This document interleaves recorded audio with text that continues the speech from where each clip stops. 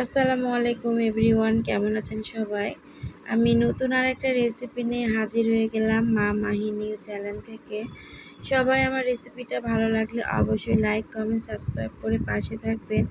আর এত সহজে এত সুন্দর রেসিপি তৈরি করা যায়, ভিডিওটা না দেখলে আপনারা বুঝতে পারবেন না। সেজন্য পুরো ভিডিওটা দেখে অবশ্যই পাশে থাকবেন। রেসিপিটা তৈরি করার জন্য আমি সবগুলো প্রণালী একসাথে নিয়ে নিয়েছি। আর নোনা ইলিশ সবাই চিনে থাকেন, আমি আজকে নোনা ইলিশ ভুনা করব আর সেটাই আপনাদের মাঝে দেখাবো। এই যে আমি পেঁয়াজ, রসুন, কাঁচামরিচ কুচি করে রেখেছি আর একটা পাত্রে গরম পানি দিয়েছি। এর ভেতরে এখন নোনা ইলিশটাকে খুব ভালো মতো ধুয়ে নেব, তাহলে তার ভিতরে যে জীবাণু এক্সট্রা লবণ থাকবে সেটা কিন্তু চলে যাবে।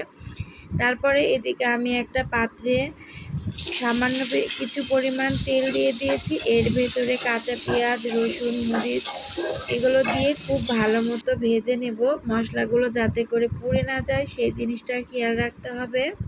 আর এর ভিতর ধুয়ে রাখা মাছগুলো দিয়ে দেব, তারপরে একটু নেড়ে চেড়ে নেব।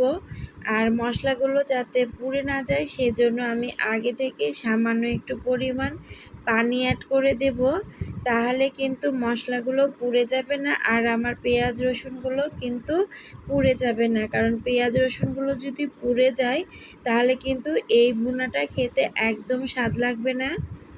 এখন আমি আস্তে আস্তে জালে রেখে এর ভেতরে সবগুলো মশলা দিয়ে দিব। আর আমি কিন্তু লবণ, হলুদ, মরিচ আর সামান্য ধনার গুঁড়িয়া দিয়েছি, আর কিন্তু কোনো মশলা এখানে অ্যাড করব না।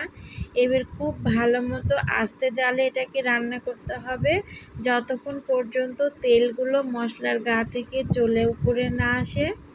আর আমি খুব আস্তে আস্তে ছুরির আগা দিয়ে কেমন করে মাছগুলোকে ভেঙে নিয়েছি, ঠিক এভাবে মাছগুলোকে ভেঙে নেবেন, তাহলে কিন্তু ভুনাটা খেতে দারুণ লাগবে। আর আমার মাছের উপরে দেখেন তেলগুলো সব চলে আসছে, তার মানে বুঝতে হবে আমার রান্নাটা পারফেক্ট হয়ে গেছে। আর এটা খুব বেশি ভাজা ভাজা করব না, কারণ খুব বেশি ভাজা ভাজা করলে খেতে কিন্তু খুব একটা স্বাদ লাগবে না। এই যে আমি এখন একটা পাত্রে ঢেলে নিচ্ছি গরম গরম। দেখেই তো মনে হচ্ছে যে গরম ভাতের সাথে কখন খাবো, তাই না? আসলে কি এই খাবারটা কিন্তু খেতে অনেক দারুণ লাগে। আপনারাও একটু বাসায় তৈরি করে খেয়ে দেখতে পারেন।